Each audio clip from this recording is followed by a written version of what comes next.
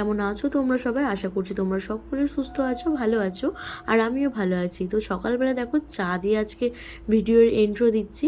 তো সকালবেলায় চা বসিয়ে দিয়েছি, আর ভাবছো যে এত বড় ফ্লাক্সে চা আবার কিসে ছাঁকছি। তো তোমরা যারা আমার ভিডিও দেখো তো তারা জানো যে আমাদের বাড়িতে এখন কাজ চলছে, তো যার জন্য এটা হচ্ছে মিস্ত্রিদের চা। তো আমি মিস্ত্রিদের সকালবেলায় চাটা করে ফ্লাক্সে রেডি করে দিলাম, তো বর দিয়ে দেবে। তো আজকে আমি তোমাদের সঙ্গে একটা ছোট্ট পাড়ার রেসিপি বলতে পারো, রেসিপিই বলতে পারো। তো অনেক দিন ধরেই আমার কচুর পাতা ভাজা খেতে ইচ্ছা হচ্ছে, তো আমি ভাবলাম যে আজকে ছোট্ট করে ভিডিওটা তোমাদের সঙ্গে শেয়ার করি। তো সকালবেলা দেখো আমি স্নান দান সেরে পুজো করা হয়ে গেছে, তো আমি মাথাটা একটু আঁচড়ে নিলাম।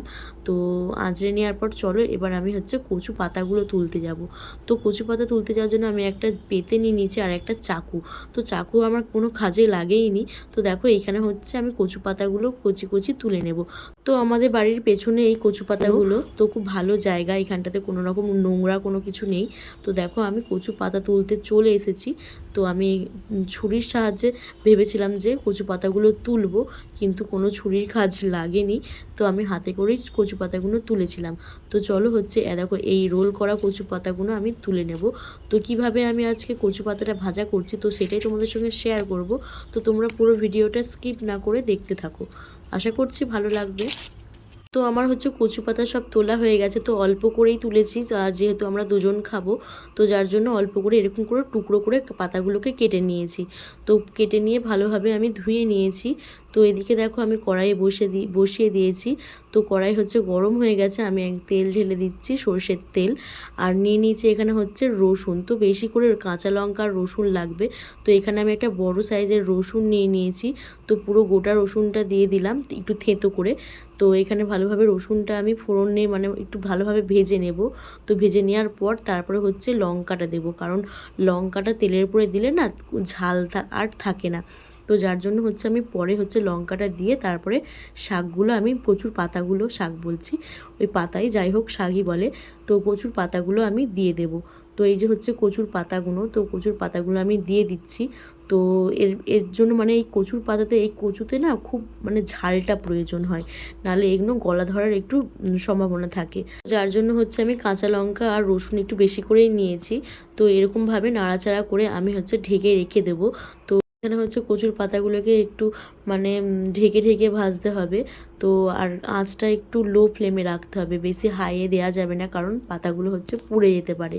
তো যার জন্য এখানে আস্তে আস্তে করে ভাজতে হবে, আর মাঝে মধ্যে একটু নেড়ে দিতে হবে।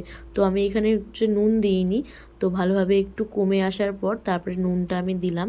তো নুনটা দিয়ে ভালোভাবে নেড়ে তারপরে চাপা দিয়ে দেবো।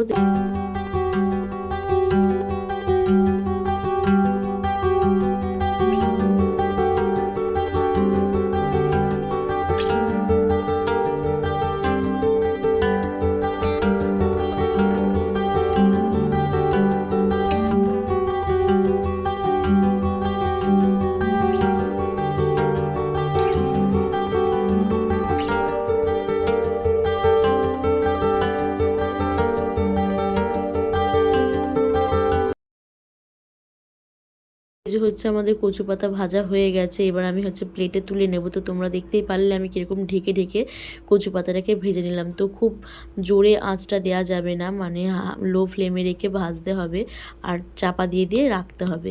তো এই যে আমার কচু পাতা ভাজা পুরোপুরি কমপ্লিট হয়ে গেছে।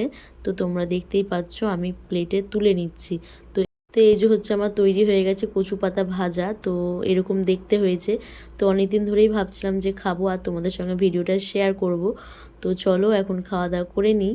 তো আজকের মতো ভিডিওটা আমি এখানেই স্টপ করছি। তো দেখা হচ্ছে অন্য কোনো ভিডিও বা ব্লগে। তো টাটা।